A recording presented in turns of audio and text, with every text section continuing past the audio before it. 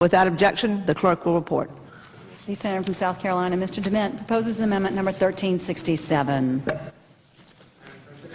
Senator from Nebraska. I make a point of order against the DeMint amendment that it's legislation on appropriations. Madam President, The point of order is well taken. The amendment, I regret the objection. the amendment falls.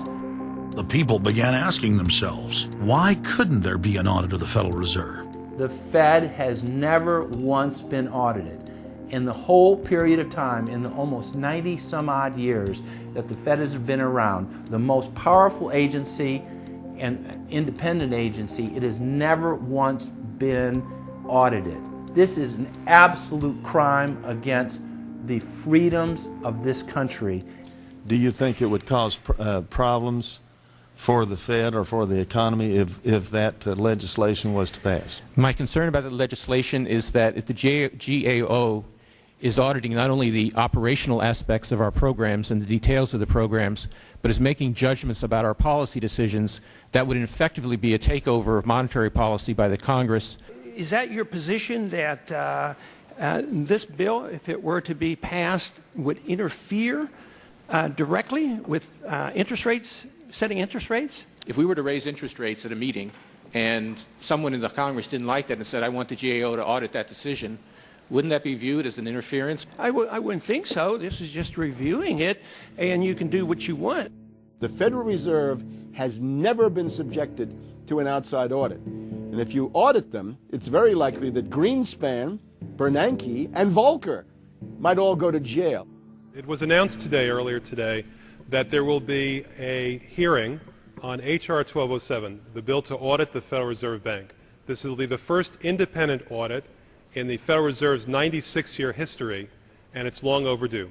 Months ago, I asked the Vice Chairman of the Federal Reserve who received the $1 trillion in funds that the Federal Reserve has handed out to domestic institutions. He said, I'm not going to tell you. And then more recently, the Chairman of the Federal Reserve, I asked him who receives the $500 billion, we're talking about $500 billion, that the Federal Reserve handed over to foreign central banks. Who did they disseminate that money to? And he said, I don't know. $500 billion, and he doesn't know. It's long overdue. We need to audit the Federal Reserve, and I'm happy to say that we're going to have a hearing on that very soon. The only way, really, America can get out of the current mess is you've got to shut the Fed down completely, get rid of the Fed.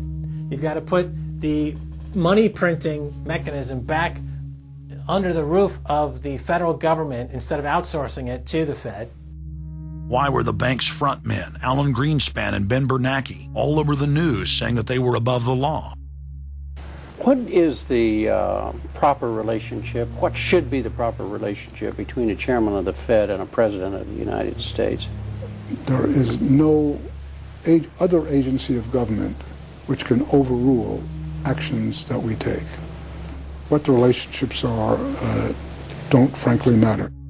A grassroots movement demanding that the private Federal Reserve be nationalized exploded in size across the country. The momentum had shifted. Now the arrogant central bankers were the ones running scared. They had planned to use their stage crisis to bring in an all-powerful central bank of the world. Immediately, every country goes into action at the same time. The International Monetary Fund is mentioned at the G20 meeting. They say that it must be brought to its full power, and we need a Bretton Woods Part 2 for world taxation. What is global government? For decades, the media denied it existed. But now they're saying, oh yes, there's going to be a global government, a new bank of the world, and we're going to pay our carbon taxes to it. What is it? It's nothing more than a private, hostile, corporate takeover of every sovereign nation on earth. And then when you look at the philosophy of these global corporate chieftains, it is one of domination of the poor, domination of the population. It is a view that human life just isn't cheap. No, human life is a negative. And so no matter what they do, they have the rationale that it's in the greater interest to get rid of more human lives. They are so arrogant and they're so sure of themselves They're saying, yes, we created the European Union, we created the Euro, and these are from the people of the Bilderberg. We are going to create a world bank. We're going to create a world government. They're saying it out loud and clearly.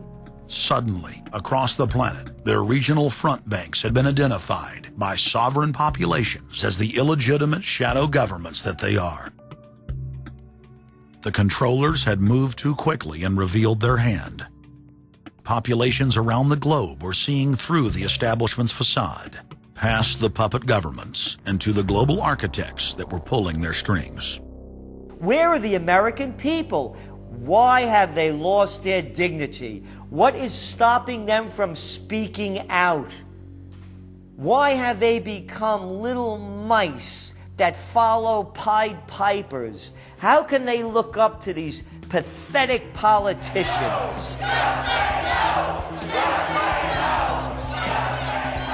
Go sit down. I have a question for this young man. He has the right to be represented. I'm his father, and I want to talk to you face to face. Look at you are. Why not a lobbyist with all kind of money to stuff in your pocket so that you can cheat the citizens of this country? So I'll leave, and you can do whatever the hell you please to do. One day God's going to stand before you, and he's going to judge you and the rest of your damn cronies up on the hill. And then you will get your just desserts. As the public begins to awaken to the fact that Barack Obama has cold-bloodedly betrayed the pledges he made to the American people, the establishment media and Democratic leaders have invoked the tactic of divide and conquer.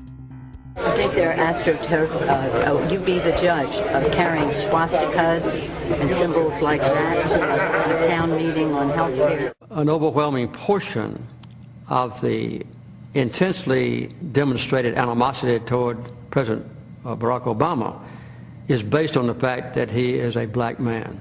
Desperate to ram their agenda through, they have played the race and class cards. You start to wonder whether, in fact, the word socialist is becoming a code word, whether or not socialist is becoming the new N-word. When I heard people going after the First Lady and the number of staff people they have, it sounds racist to me.